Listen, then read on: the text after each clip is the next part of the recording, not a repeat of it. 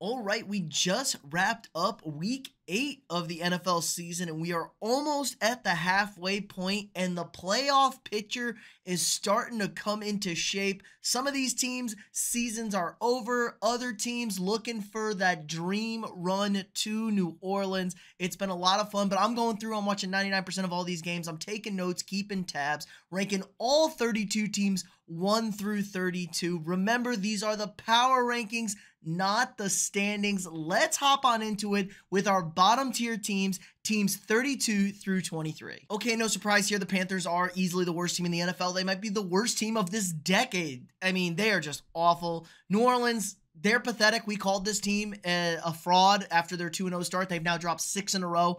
Maybe Derek Carr coming back is going to help them out, but this defense is bad. The offense is bad. It's awful.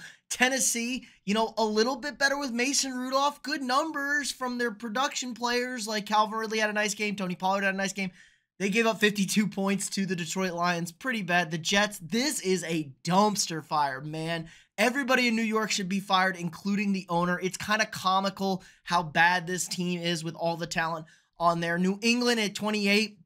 Drake May goes down. Jacoby Brissett steps in. They get the dub against the pathetic Jets. But this is not a good football team either. Want to see more of Drake May. They don't really trust him throwing the football, but they're going to develop him. Vegas 27, another team. They play hard some weeks, other weeks. It just feels like this team doesn't have much talent, isn't very well coached. It's kind of a rah-rah emotion team, more of an X's than an X's and O's team. Miami, better this week with Tua at quarterback, still not great on defense, but maybe they got to work out some of the rust. I don't think we're ever going to see that Dolphins offense like we saw last year. Jameis at 25 with the Cleveland Browns. What a huge win for the Browns. And this team has some life. Defense has been okay all year, but the offense has killed them. Now, over 20 points for the first time all season.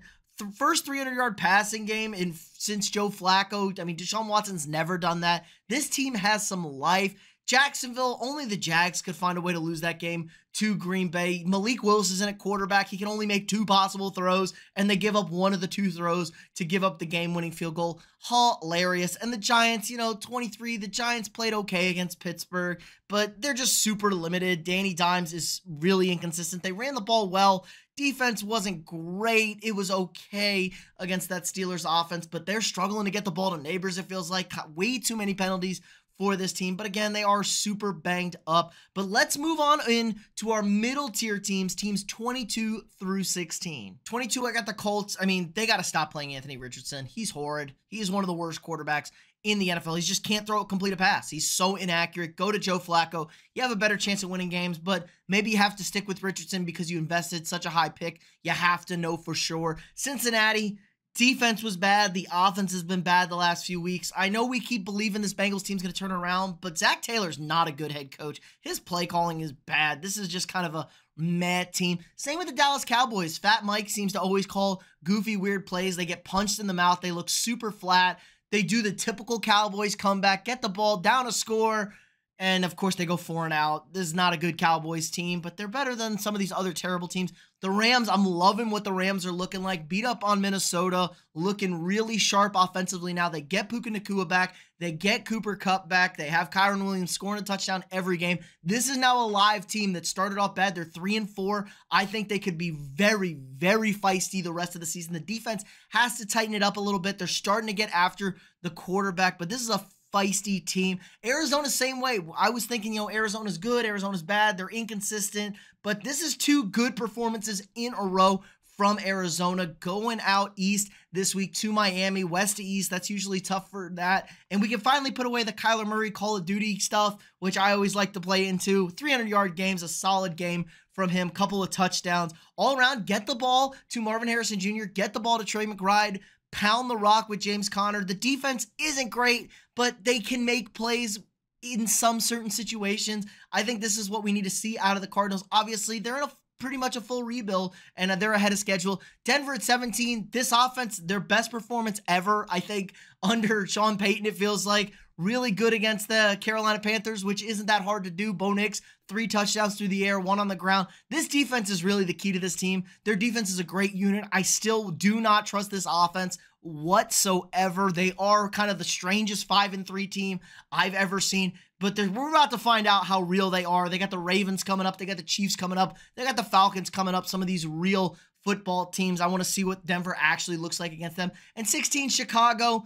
Kind of, off the bye, I was not impressed by this offense. Again, they played a competent defense that I've been higher than most people, I think, the last few weeks, and they were dreadful. They were dreadful for 3.5 quarters. Caleb Williams didn't have much time back there, but he didn't help anything out either. Finally got the run game going late. Swift breaks off a nice 50-yard run. Looks like they're going to win this game, but obviously we know what happens. That's on the defense. They did a really good job most of this game. Couple of touchdowns called back on sus penalties against Washington helped them out, but it looked like they were going to sneak away with a really nice win without giving up a touchdown, but we know how that goes. Way to go, Bears. But let's get into it. What you came here for, our top 15 teams.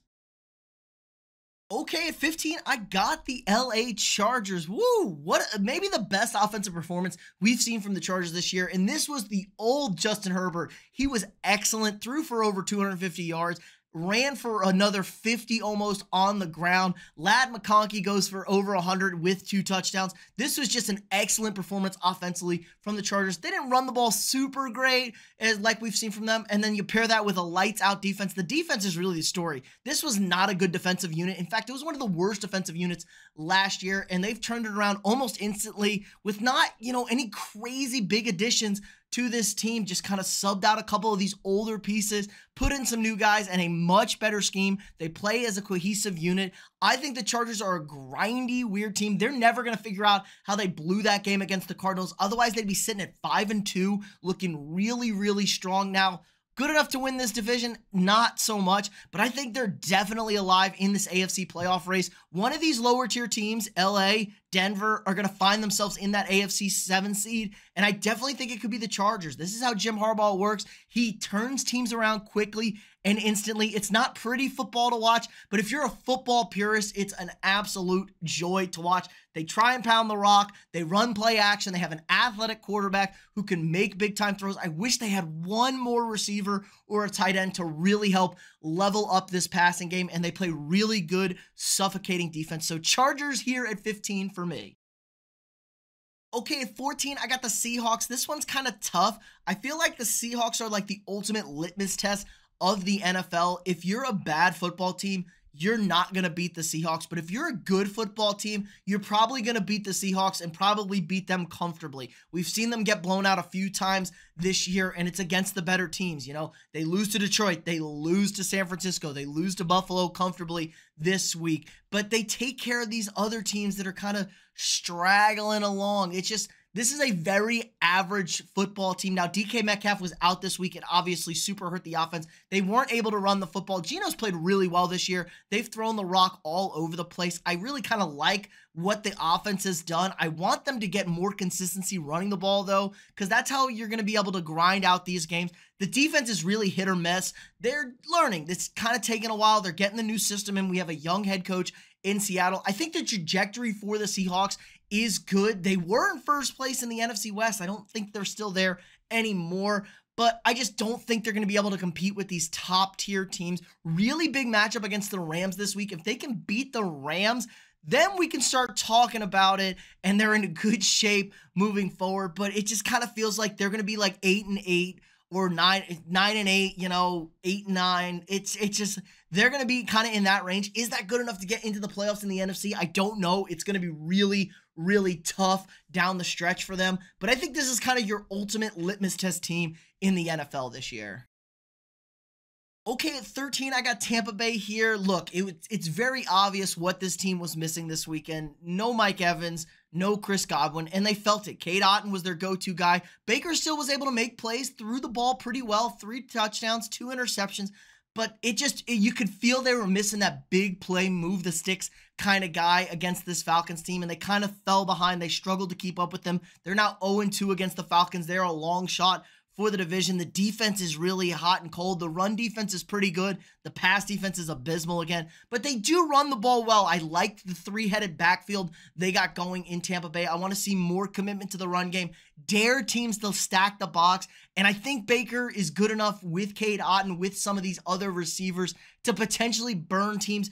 But overall, it just really hurts when this offense is going to probably struggle to break 30 most weeks. You know, they're going to be in that 20-point range when they've been closer to that 25 to 28-point range with those two big weapons, because the defense really isn't good enough to win them games. They can stop the run, but man, they struggle mightily in the back end. They don't cover tight ends well. They don't cover receivers well. They don't even really rush the passer great. It feels like it's kind of like, I just need more from this Todd Bowles defense. Now, they do dial up a good blitz every now and then. They do make it tough on quarterbacks here and there, but I just think it's kind of a hodgepodge going forward.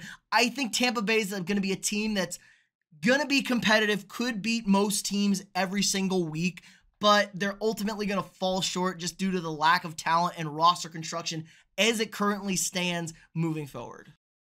Okay, number 12, I got the San Francisco 49ers at 12. You know, looking good. It was 10-6. They were trailing at halftime, and it was kind of like, oh my God, what is wrong with the Niners? Dropped 21 in the third quarter, and they in cruise control, let the Cowboys back in it. But the story for the 49ers is they're just so hurt. Jordan Mason goes down in this game. Deebo Samuel plays after the pneumonia. He goes down. George Kittle has a nice game. But the light at the end of the tunnel is they're going on to a bye. Christian McCaffrey is going to be practicing. He might actually be activated coming out of the bye. So we could have McCaffrey as soon as November 10th, whatever that weekend is. So there's good hope, good optimism. Juwan Jennings is going to be back. George Kittle can get healed up. Deebo can get healed up.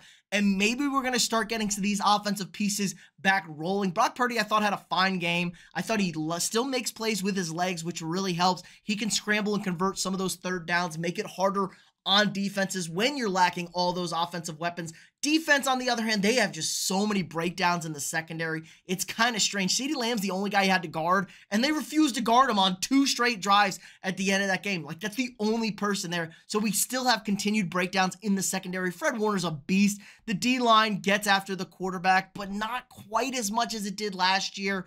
It just kind of feels like off for San Francisco, but they are getting healthy. It will kind of come into shape, and they're fine in the division. This is a hodgepodge of teams. Nobody is running away with this division. It's kind of everybody in the middle for the season, so they got it all in front of them. They could win this division. They could end up getting the Lions in the NFC Championship game, and maybe they somehow find a way back to the Super Bowl, but they're going to have to get healthier before they make a real push.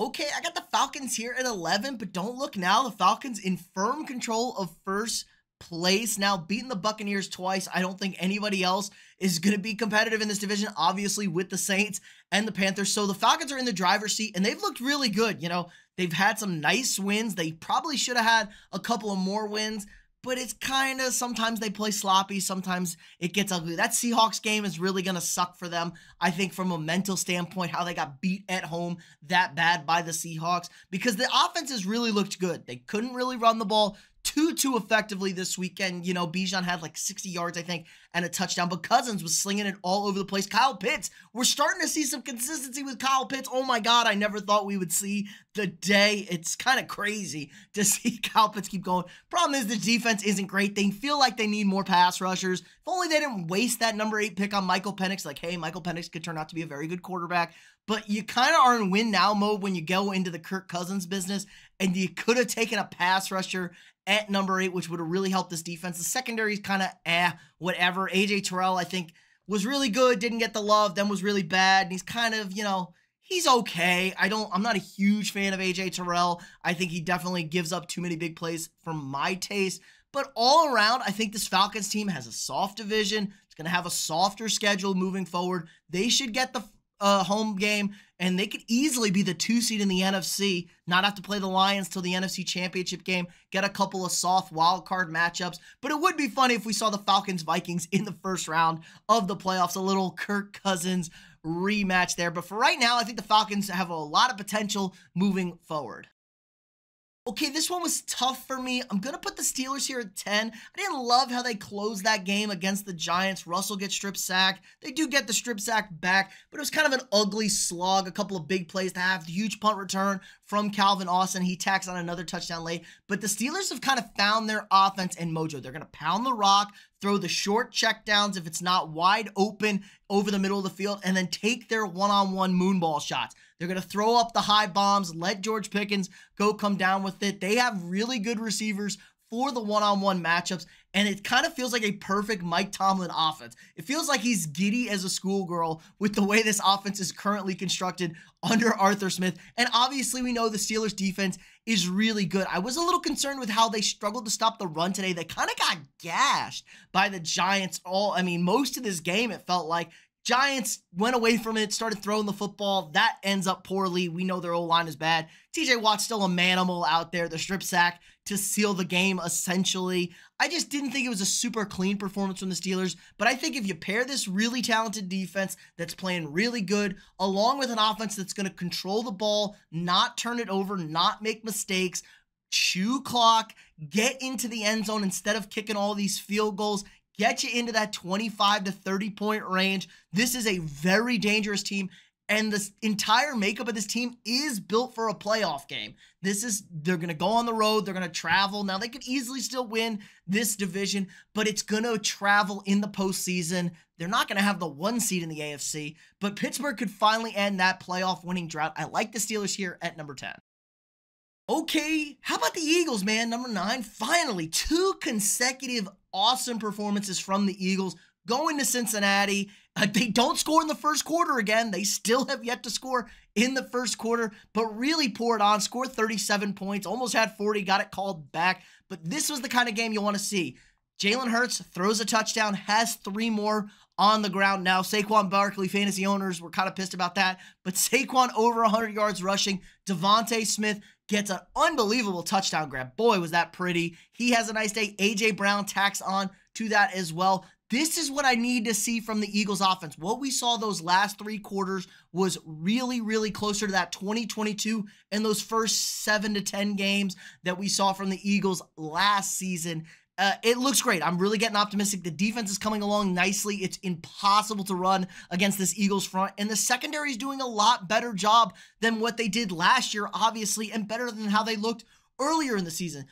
So I think the Eagles are trending in the right direction. I think they're starting to get under control, get their feet back under them, but it is still the Eagles. It's hard to trust Nick Sirianni. He's a cheeseball head coach. He's not very good, especially when it comes to X's and O's and drawing things up. That's going to ultimately be their downfall probably, but this team has been way too talented on offense and defense for what we've seen, end of last season and early this season. This is the kind of Eagles team we need to see. Now, can they make a push for this division? Absolutely. Washington is in front of them, but I still like the Eagles and what I've seen the last few weeks.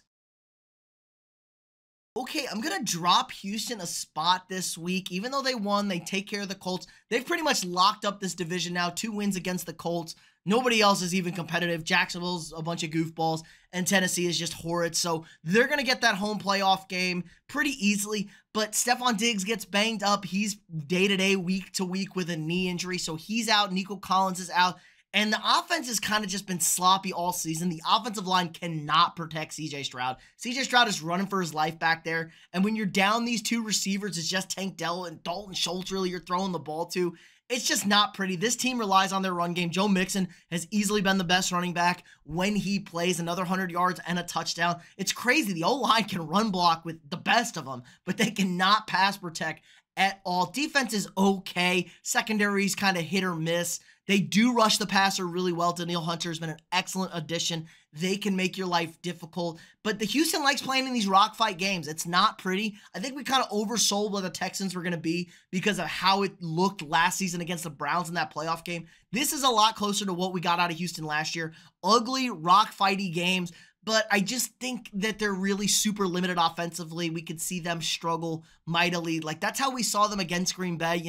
They lose their wide receivers. Stroud can't throw the ball. He had a much better game today, but Indy's defense really isn't that good. So I think there are a lot more concerns with Houston, but the good news is you're going to get a home game, probably have a good inside lane to that 2 seed because of how bad the division is and you've beaten the best team twice. Schedule's not going to be too crazy, I don't think, moving forward. They do still have to play the Lions, I believe, and the Bears, so that's less than ideal for the out-of-conference games, but both those games will be at home. Oh, no, they already played the Bears. They still have to play the Lions for them, so that one will be at home at least. But yeah, I think Houston is in a good shape, but they're going to have to get healthier. They're going to have to get both those receivers back. And I'm really interested to see how this team looks in December.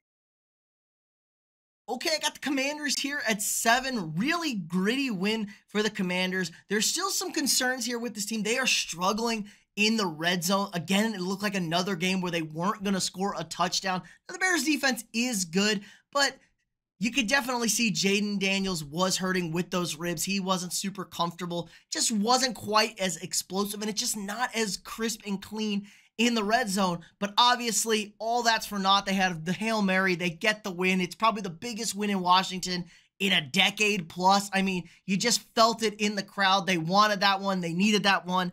And they got an unbelievable answer. My biggest thing with this team is the defense. The defense is coming along very nicely. It takes a lot of weeks for defenses to adjust to a Dan Quinn style defense. Dan Quinn's an elite defensive coordinator. He knows what he's doing, and the talent just isn't the highest level there, but they're coming along. They were monsters back there against Chicago. They were destroying them, and that's what you want to see. Get after quarterbacks, make life difficult, cover up for maybe your deficiencies in the secondary. They stopped the run. Relatively speaking, they just kind of got gashed at the end of that game, but they were making life completely difficult for Chicago. They couldn't move the ball at all, but I think kind of like good teams are going to be able to score on them like we saw with Baltimore. And offensively, if you aren't getting touchdowns in the red zone and kicking field goals, you're going to lose a lot of football games. So they got to up their red zone productivity, and they got to get a little bit better at slowing teams down and holding those teams to 3 and not 7s. But I think the Commanders are coming along nicely. Obviously, this is a super rebuild year, and they're way ahead of schedule. But when you get the quarterback, it gets easier. They still run the football pretty well. So all in all, I think the Commanders are very much alive to win that division. And if they don't win this division, definitely could find themselves as a wild card in the NFC. I am a big fan of the trajectory of the Commanders. All right, I'm going to drop my Vikings down here to 6. Look, tough spot for the Vikings coming off of a gritty game against the Detroit Lions. Then they turn around short week, fly out to LA, and LA gets both Cooper Kupp and Puka Nacua back. Still, it was just a bad spot for them. But we knew there were deficiencies with this team. They couldn't get after Stafford at all, and if they can't rush the passer, their secondary is old and bad. They carved up this secondary, had no problem moving the football. And the Vikings offense, after the first 15 scripted plays, it struggled. They lose all-pro tackle Christian Darrisaw for the season. That's a big blow to them. And I think we're starting to see Sam Darnold kind of turn into a pumpkin. He's not super comfortable in the pocket when he's feeling under duress, and he's kind of feels petrified when he's throwing against man defenses. He's not going to let it rip. He's not going to throw it unless a guy is wide open, and you just can't operate like that in this league. Now, the Lions are that team. If you play the Lions, you lose the next week. Everybody's done it. So this was kind of set up for the Vikings to fail off a short week.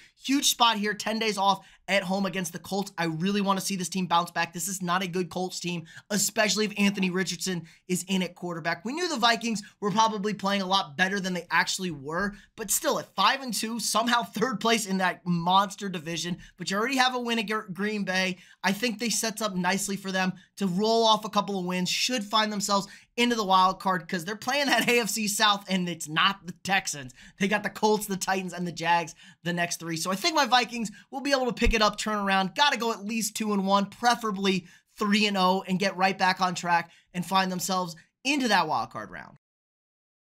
Okay, Baltimore here at 5. I'm going to cut them a little bit of slack. It was a road division game against a heavily inspired Cleveland Browns unit just because the bad man Deshaun Watson wasn't playing quarterback. And not only that, Jameis Winston might be the most inspirational guy in the NFL if you just listen to him.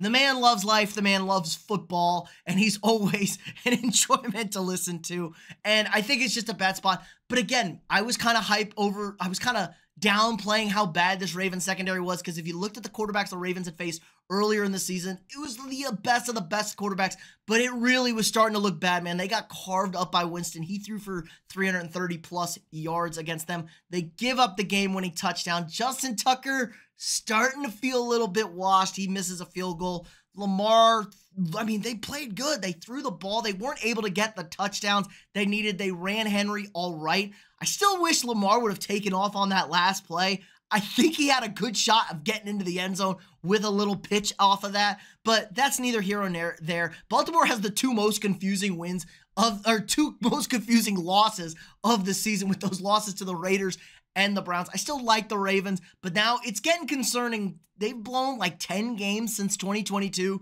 with a lead in the fourth quarter, so they don't close games very well. That's the problem. This is a Ravens franchise that's been known for great defenses, finishing off games, and that's currently just, they can't do that now. Marlon Humphrey was down. I mean, I just trust the Ravens, but yeah, there are a lot of concerns, I think, if you're a Ravens fan against these elite tier teams in the NFL.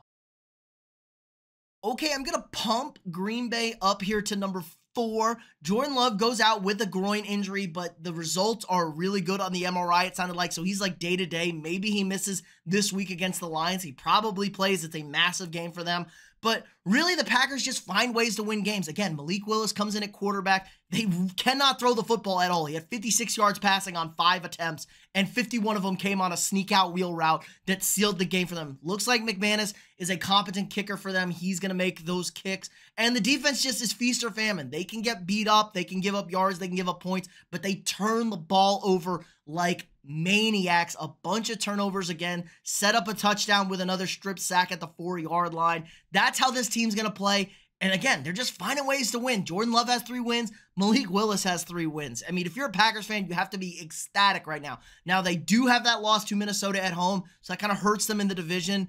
And they're getting Detroit coming to town this week, and Detroit's playing as good as anybody maybe we've ever seen lately. They've been just lights out. So it's a tough spot for them. I want to see if Jordan Love plays. If Jordan Love is banged up and he does get downgraded, I think this Packers team is going to fall off a little bit. Malik Willis has been a nice story, but they're getting into their teeth of their schedule. They're going to have a lot tougher games coming up than when he started the season in for Jordan Love. So Packers defense, keep turning the teams over, keep taking care of the football, scoring points, running the ball with Josh Jacobs, and this is a really, really tough team to beat in crunch time.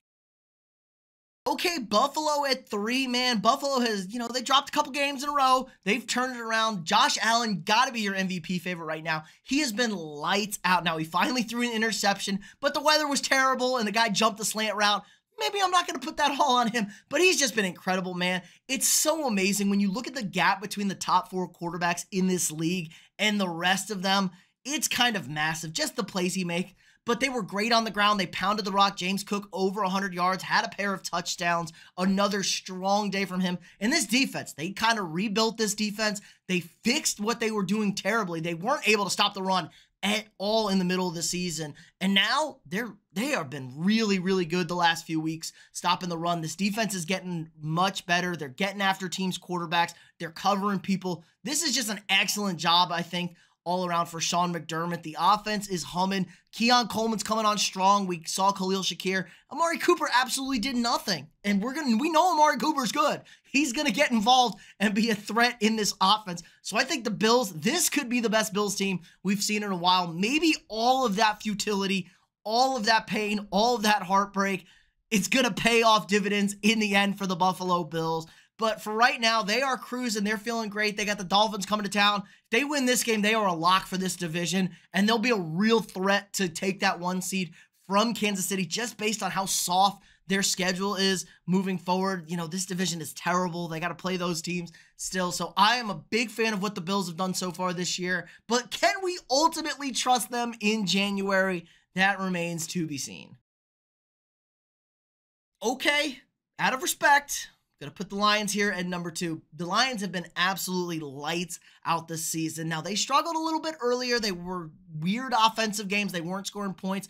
But, man, the last 3-4 weeks, they've been absolutely lights out. Score 52 again this week. I know they ran back a punt. It's just all things are operating so smoothly. It feels like Ben Johnson is 10 steps ahead of every other defensive coordinator. They know exactly how they want to attack teams. They run the football super well. Their offensive line is the best in the league, probably. They can run, they can pass protect. Jared Goff is super efficient, highly effective, doesn't turn the ball over. I think he was 12 of 15 this weekend for 85 yards and 3 touchdowns. Like, that was his game, and they scored 52 points. It's like he didn't even have to try. He didn't have to do it. They've scored more touchdowns over the past 5 games than incomplete passes they've thrown. This is just an elite offensive unit, and the defense has done pretty good. The secondary is aggressive. They're a lot better than they were last year. Now, they do still get beat, but they gamble and they play with aggression, and that helps out. If you're not great back there, sometimes you can jump routes, you can force turnovers. Now, they do need one more true elite pass rusher, I think, since Aiden Hutchinson went down. They're doing a good job of still creating havoc back there,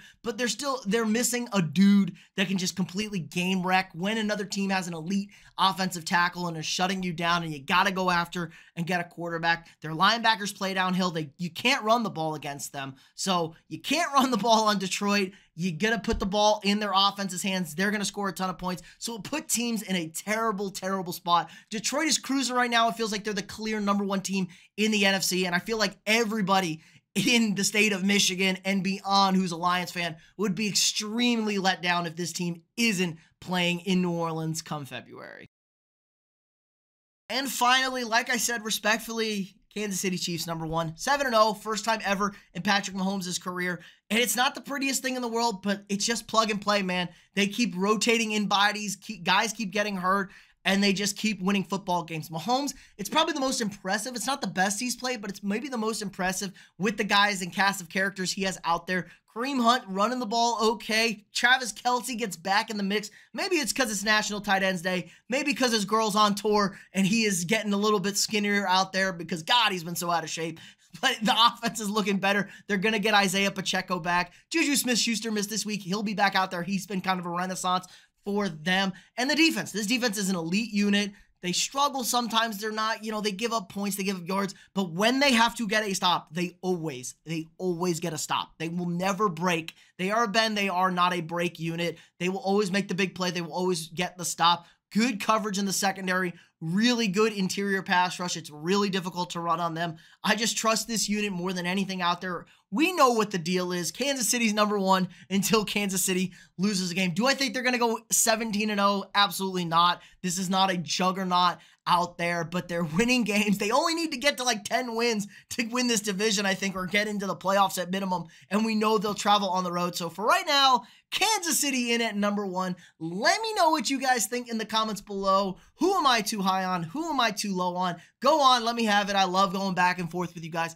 in the comments. If you haven't already, drop a quick like on this video, hit that thumbs up, subscribe to the channel. We got new sports content for you guys every single day. If you want to support the channel more, sign up for a channel membership. You get all sorts of access to cool exclusive perks. Help support me, allows me to keep making this great stuff for you guys every single day. And if you want to check out one of your teams live and in person, head on over to SeatGeek.com. Use code AfterTheReview for $20 off your first purchase. That's SeatGeek.com, code AfterTheReview for $20 off your first purchase. Again, like, subscribe, and share, and I'll see y'all tomorrow.